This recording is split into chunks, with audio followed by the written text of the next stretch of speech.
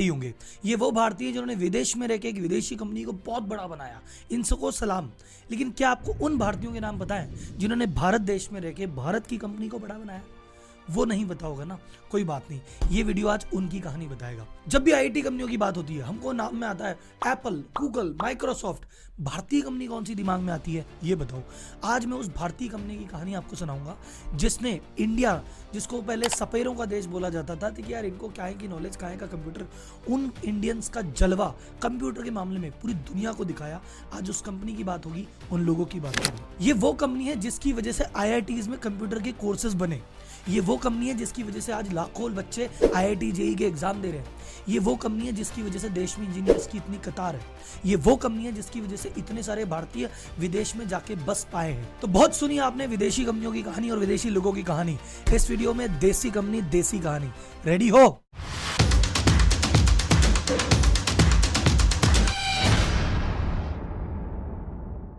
ये मेरे टाटा सीरीज का चौथा वीडियो है। इस वीडियो में मजा आए तो टाटा के पहले वाले 3 वीडियो जरूर देखना। इस कंपनी का नाम है TCS, part of your story.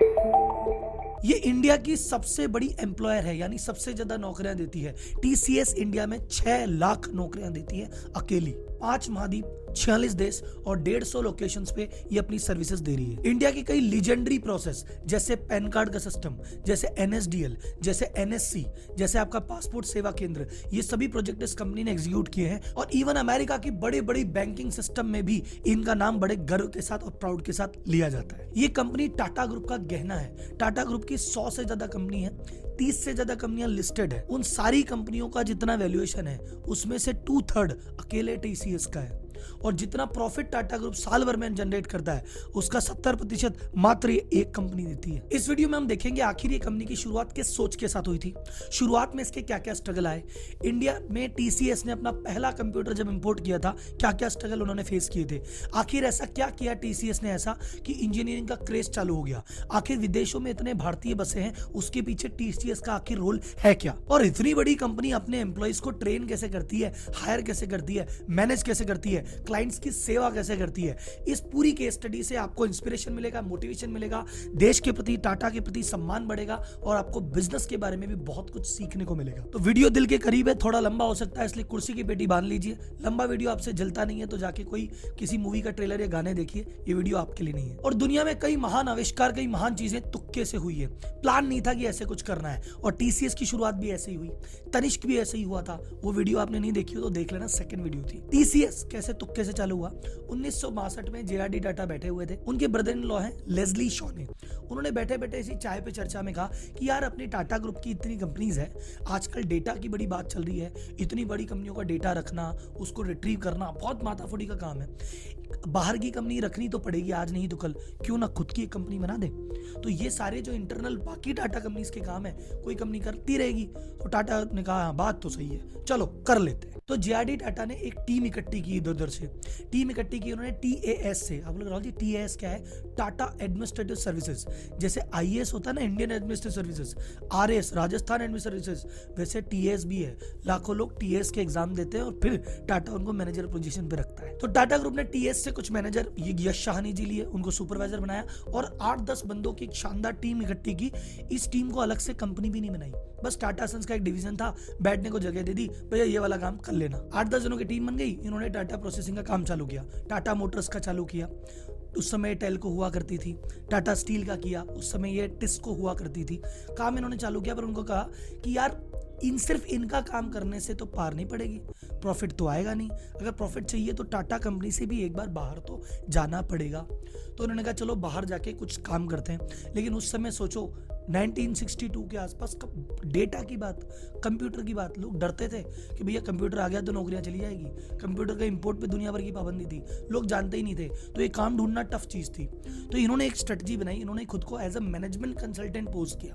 उन्होंने कहा हम बताऊं क्या, हम मैनेजमेंट कंसल्टेंट है, तुम्हारी कंपनी में अगर कोई दिक्कत आ रही हो तो हमें बुलाओ, हम तुम्हारी प्रॉब्लम सॉल्व करेंगे, मैनेजमेंट में कंसल्टिंग देंगे। अब जैसे कोई बैंक्स ने कहा सर हमको प्रॉब्लम आ रही है इंटर ब्रांच मैनेजमेंट में, अरे बोले देखो तुम्हारी कंसल्टिंग है, तुमको ऐसे ऐसे करना चाहिए, सिस्टम डेवलप करना चाहिए। तो तो बैंक बोलती है सर कर तो देंगे, कौन करेगा? बोले हम ही कर देंगे। हमने तुम्हें प्रॉब्लम बताई, उसका सॉल्यूशन बताया, बट का सॉल्यूशन होगा डेटा से। तो फिर उन्होंने डेटा की चीज से उन्होंने चालू की। सबसे पहला प्रोजेक्ट इनको मिला सेंट्रल बैंक ऑफ इंडिया से। उनका इंटर ब्रांच का कुछ एडजस्टमेंट करना था, वो उनका सिस्टम इतना पावरफुल बनाया कि उसके पास एक के बाद एक करके बहुत सारी बैंक्स इनके पास आ गई। आपकी Delhi development authority, DDA, BMC, इन सब के भी इनिशियल सेटअप इन्होंने किए। टीम धीरे धीरे काम करने लग गई। धीरे धीरे करते करते इनके पास 500 आदमियों का स्टाफ हो गया जो ये काम करने लग गया बैंक्स में, और बहुत बढ़िया इनका काम चल रहा था। तो इनको बकायदा निर्मल बिल्डिंग करके एक नई बिल्डिंग बनी जो इंडिया का पहला स्काई स्क्रैपर, पहली ऊंची बिल्डिंग थी। उस पहली बिल्डिंग के पहले टेनेंट टीसीएस थे। 2 फ्लोर उन्होंने लिए और अपना काम चालू किया। अब नोटिस करना एक चीज, अब तक इन्होंने कोई सेपरेट कंपनी नहीं बनाई। टाटा सन्स के अंडर ही 10 लोग बैठ के धीरे धीरे अपना काम कर रहे हैं। अब क्या हुआ, अब गेम चेंज होता है। इन्होंने कहा पीएम अग्रवाल करके एक बंदा, बोले यार ये तो यंग लड़के हैं, बच्चे हैं, कुछ कर रहे हैं, कोई सिंसियर बंदा चाहिए जो काम करे। तो पीएम अग्रवाल जी टाटा इलेक्ट्रिक के हेड हुआ करते थे उस समय, तो उन्होंने ज्वाइन किया और उन्होंने कहा इन बच्चों को हम संभालते हैं, और फिर धीरे धीरे उन्होंने अपना काम चालू किया। और भैया कहानी अब से यूटर्न लेगी, अब आएगा मजा। पीएम अग्रवाल जी ने अपने राइट हैंड मैन को बुलाया, FC कोहली, ये नाम याद रखना, फकीर चंद कोहली। इनको आईटी इंडस्ट्री का भीष्म पितामह कहते हैं। आईटी इंडस्ट्री आज की डेट में जो भी आप देख रहे हो इस व्यक्ति की वजह से है, और ये व्यक्ति आईटी इंडस्ट्री में आना ही नहीं चाहता था। ये उस समय पूरे बॉम्बे का पावर ग्रिड संभालते थे। तो इन्होंने कहा यार मुझे तो टाटा इलेक्ट्रिक पसंद है, जो आज की डेट में टाटा पावर है, बोले मैं तो इसी में रहूंगा और आगे बढ़ूंगा। पीएम अग्रवाल ने कहा नहीं यार बेटा, तुम MIT करे हो। MIT से इन्होंने ग्रेजुएशन किया था उस समय। बोले तुम्हारी जरूरत है, डेटा तुम समझते हो। इन्होंने रिक्वेस्ट भी की JRD टाटा से कि प्लीज मुझे पावर में रहने दो, मैं कंप्यूटर के बारे में कुछ नहीं जानता। JRD टाटा बोले अरे वो कोई बात नहीं है, कंप्यूटर के बारे में इंडिया में वैसे भी कोई कुछ नहीं जानता, बाकी सबसे तो बेहतर ही जानोगे। तो बड़ी मान मनोबल करके हाथ पैर जोड़ के बोले चलो ठीक है आता हूं। तो बड़े मजबूरी में आए थे। अब उनके आने के चक्कर में इंडिया की आईटी इंडस्ट्री सेट हो गई, लेकिन अगर पावर इंडस्ट्री में रुकते तो शायद पता पावर इंडस्ट्री भी सेट हो जाती। 1969 में FC कोहली जब डेपुटेशन पे पहुंचे तो 200 से ज्यादा ऑपरेटर और सिर्फ 10 कंसल्टेंट TCS का पार्ट थे। अब इनके आते ही एक बहुत बड़ा चैलेंज आ गया। इंडियन गवर्नमेंट ने बैंक्स को नेशनलाइज कर दिया। इंडियन गवर्नमेंट एंटी कंप्यूटर थी उस समय, कि बोले यूनियन को डर लगता था कि अरे कंप्यूटर आएगा तो नौकरियां चली जाएगी। तो बैंक से जिनको काम मिला करता था वो धीरे धीरे कम हो गया। उबरता चला भैया कंपनी कहीं बंद ना हो जाए। इंडिया में तो डोमेस्टिक डिमांड हमेशा कम रहेगी, कुछ करना है तो बाहर जाना पड़ेगा, US जाना पड़ेगा।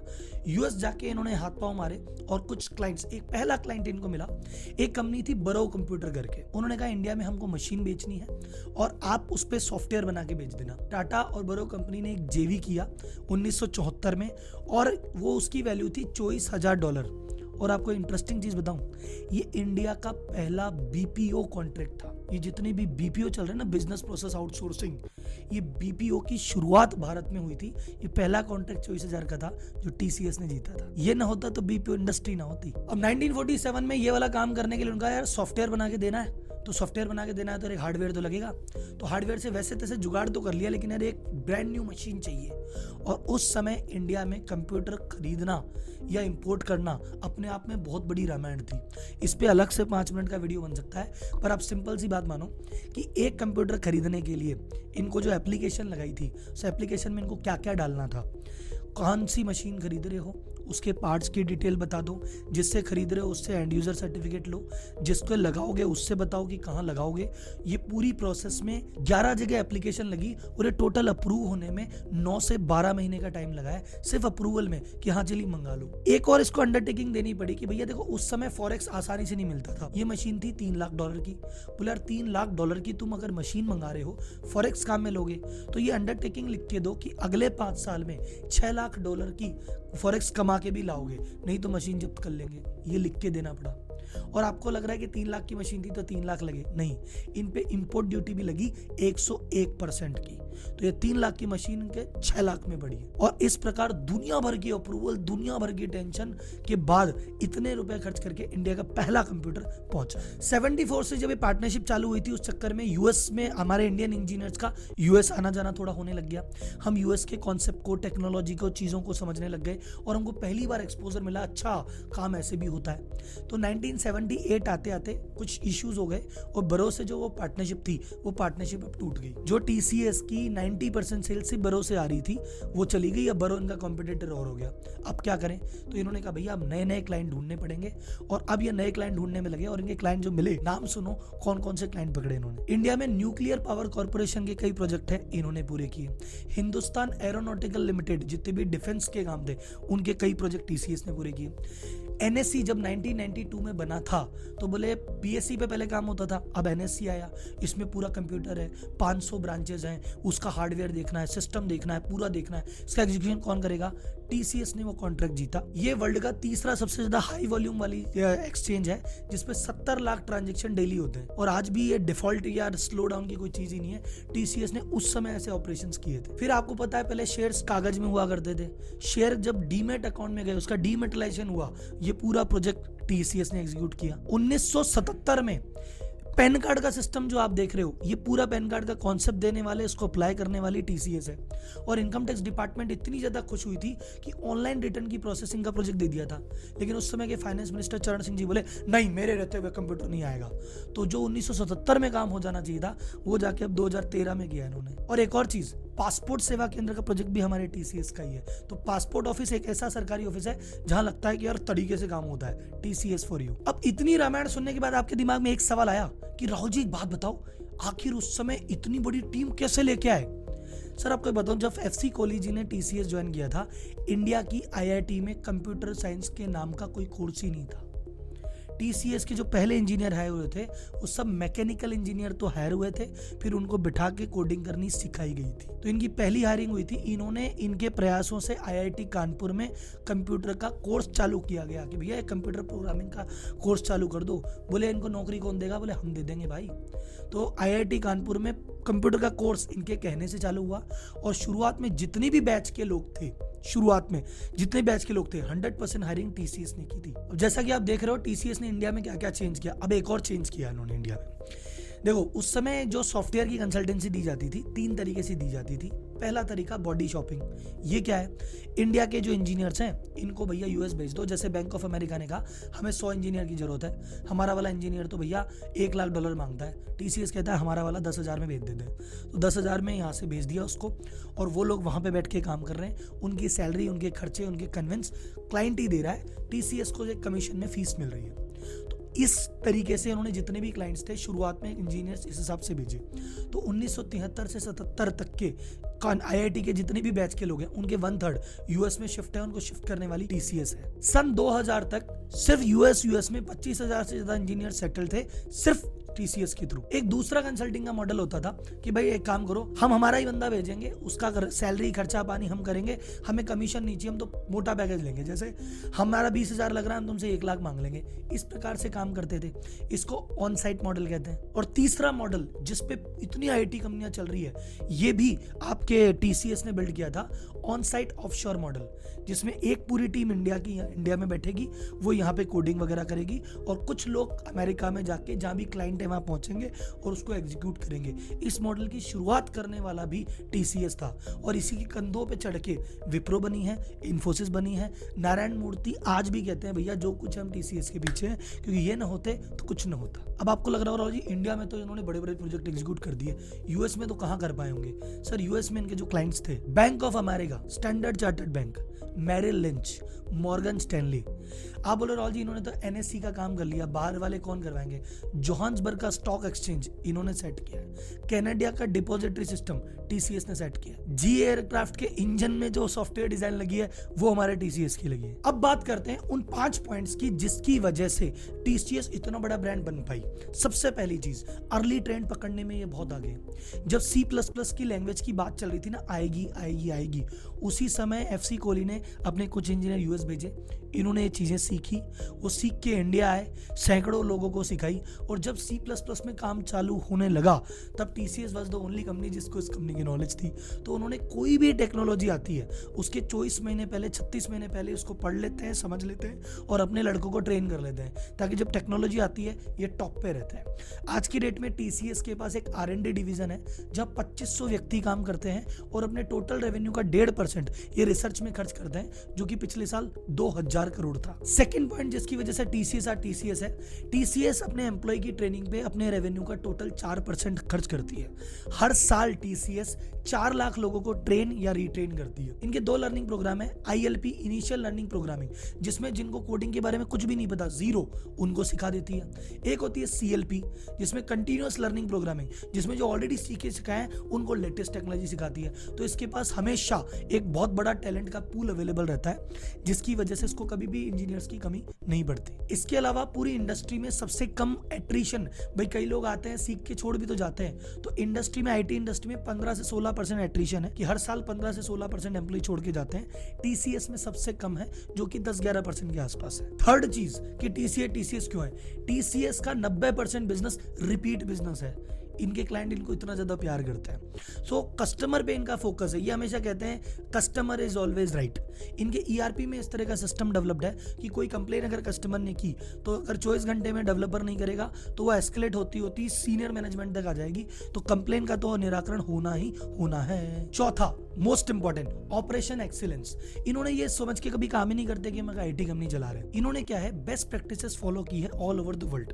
जैसे फोर्ड मोटर है, फोर्ड है या टोयोटा है, ये अपने स्पेयर पार्ट्स की सप्लाई चेन मैनेज करती है कि भैया सब पार्ट एक साथ आ जाए, टाइम से आ जाए, कोई डिले ना हो। उसी स्ट्रेटजी को फॉलो करती है अपने हायरिंग में कि भैया जिस समय जो प्रोजेक्ट चालू होना है उससे पहले उसके एम्प्लॉय टाइम से पहुंच जाए। जैसे माल जब बन जाता है उसको डिलीवर करने के लिए इन्वेंट्री मैनेजमेंट के प्रिंसिपल काम में लिए जाते हैं, उन्हीं प्रिंसिपल को TCS काम में लेती है कि एम्प्लॉय हायर तो कर लिए, इनको किस आदमी को किस प्रोजेक्ट पे कब भेजना है। एक प्रोफेसर क्लेटन है जिनको गुरु कहते हैं डिसरप्टिव इनोवेशन का। वो कहते हैं मैं बाकी कंपनी के बोर्ड ऑफ डायरेक्टर में जब जाता हूँ तो सजेशन देने जाता हूँ, जब TCS में जाता हूँ राइटिंग पैड लेके जाता हूँ, कुछ सीखने को मिलेगा। और एक बात जो मैं हर बार कहता हूँ, बार बार कहता हूँ कि इतनी बड़ी कंपनी तब चलती है जब लीडरशिप बढ़िया होती है। आज तक TCS की हिस्ट्री में सिर्फ 4 ही CEO बने हैं और चारों एक से बढ़कर एक है। फकीर चंद कोहली जिनकी हम बात कर रहे हैं, जो इंडस्ट्री के भीष्म पितामह, इन्होंने जब ज्वाइन किया सिर्फ 10 कंसल्टेंट थे इनके पास। ये जब रिटायर हुए 14,000 कंसल्टेंट की टीम थी और TCS का रेवेन्यू 1098 करोड़ था। इसके बाद इनको ज्वाइन किया S रामादोरई ने। इनकी स्टोरी कभी अलग से सुनाएंगे, लेकिन ये भी बहुत महान व्यक्ति हैं। इन्होंने जब ज्वाइन किया, इन्होंने 10 साल में कंपनी का रेवेन्यू 25 गुना कर दिया। इन्होंने 1084 करोड़ के रेवेन्यू पे ज्वाइन किया था। ये जब रिटायर हुए 27,813 करोड़ कंपनी का रेवेन्यू था और इनके एम्प्लॉय जो थे वो 10 गुना हो चुके थे, 1,43,000, और ये 42 कंट्रियों में अपने कदम रख चुकी थी। इसके बाद इनको ज्वाइन किया N चंद्रशेखरन ने। मैं आपसे पूछूंगा ये कौन है। N चंद्रशेखर ने कुछ सालों में इसको रेवेन्यू को 4.2x कर दिया, 1,17,000 करोड़ का रेवेन्यू पहुंचाया, वर्ल्ड की सेकंड मोस्ट वैल्यूएबल कंपनी इसको बनाया और एम्प्लॉय की संख्या को लेकर 3,87,000। N चंद्रा कौन है? ये करंट में टाटा सन्स के चेयरमैन है। साइरस मिस्त्री के जाने के बाद रतन टाटा जी खुद आए और उन्होंने अपनी जगह इनको किया है और 5 साल का टर्म बढ़िया निकाल के ये 5 साल के लिए दोबारा अपॉइंट हो गए। ये इनका कैलिबर है। ये थी TCS की कहानी और सीरीज का चौथा वीडियो। अगले वीडियो में हम टाटा स्टील की भी बात करेंगे, टाटा मोटर की भी बात करेंगे, हम बात करेंगे टाटा टी की भी, और भी कौन सी टाटा रिलेटेड कोई कंपनी हो जो आप मुझसे जानना चाहते हो तो कमेंट बॉक्स में बताएं। ये सीरीज कैसी चल रही है मुझे चैट बॉक्स में जरूर बताएं कि सीरीज को कंटिन्यू रखना है और कौन सी सीरीज लॉन्च करनी है मुझे आप बताते रहिए। आपका जैसा आदेश रहेगा वैसे चलाएंगे। एक ही रिक्वेस्ट है छोटी सी, चैनल को सब्सक्राइब कर दिया कीजिए, वीडियो को लाइक कर दिया कीजिए और ये जो कहानियां है ना, ये हर ग्रुप में हर दोस्तों के साथ फॉरवर्ड जरूर कर देना। तब